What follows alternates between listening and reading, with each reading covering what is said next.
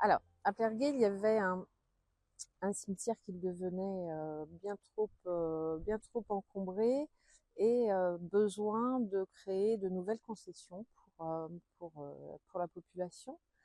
En même temps, un entretien qu'on a voulu dès 2014 en zéro phyto et donc projet d'agrandissement et projet de nouvel entretien, d'un nouveau mode d'entretien pour ce cimetière qui était totalement minéralisé. Effectivement, quand on arrête les traitements phytosanitaires, on décuple le nombre d'heures demandées à passer manuellement à désherber, à entretenir correctement un lieu sensible où il faut passer énormément de temps. On a vraiment fait le choix très rapidement de prendre un maître d'œuvre. Il s'est trouvé que on a retenu un architecte et un bureau d'études VRD pour ce travail. C'était un vrai choix de passer par des professionnels et de passer par un architecte qui avait déjà une sensibilité sur les espaces de cimetière. Donc voilà, on a vraiment fait attention avec qui on travaillait et dans quel état d'esprit on travaillait sur des enjeux dès le départ que l'on a posé, c'est-à-dire la mise en accessibilité du cimetière, euh, les, la végétalisation, la perméabilité et l'entretien zéro phyto.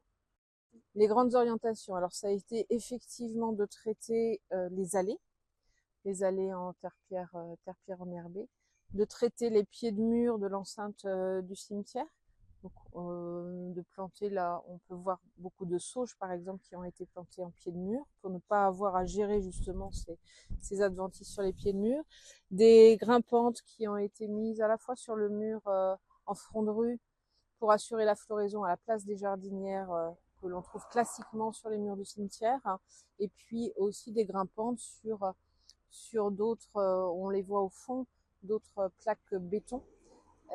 Voilà, donc on a ajouté également dans certains espaces un petit peu libres des ifs et des ou. Alors les allées carrossables, on le souhaitait parce qu'il y avait un dénivelé et on voulait pas qu'il y ait de ravinement ou quoi que ce soit. Donc on a choisi effectivement sur les deux allées principales de conserver l'enrobé sans bordure, hein, pour ne pas avoir à traiter effectivement des différences de revêtement. Donc là on a l'enrobé et le terre-pierre engazonné qui viennent se joindre de façon moins rigide et plus naturelle et du coup plus facile d'entretien, avec des zones de pavés enherbés qui viennent à la fois animer cet enrobé mais aussi servir à des caveaux qui ouvrent par le devant. Et puis les tombes n'étant pas tout à fait dans le cimetière existant, n'étant pas tout à fait alignées, il a fallu trouver d'autres solutions, c'est-à-dire redélimiter, refaire un alignement à l'aide de voliges, les voliges qui vont du coup encadrer le terre-pierre engazonné. Et puis de l'autre côté, c'est le devant des tombes, les intertombes, où là ça a été totalement décaissé. On a enlevé le gravillon, on a stocké, lavé le gravillon, et puis on a mis en place un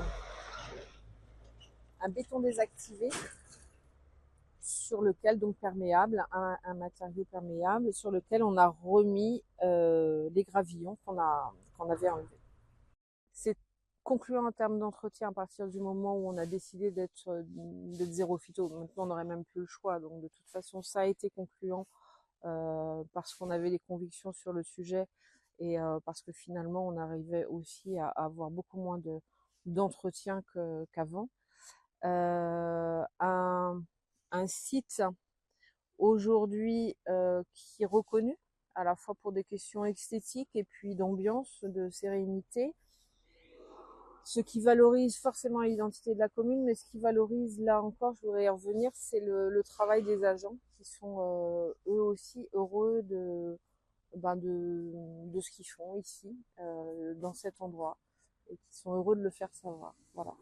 Donc pour les habitants, pareil, je dirais que c'était voilà, on est aujourd'hui dans un site que chacun trouve agréable, végétalisé, propice au recueillement. Et puis les rares visiteurs qui viennent jusqu'à Plergué voir le cimetière nous font aussi de belles remarques et nous font de beaux commentaires sur notre cimetière.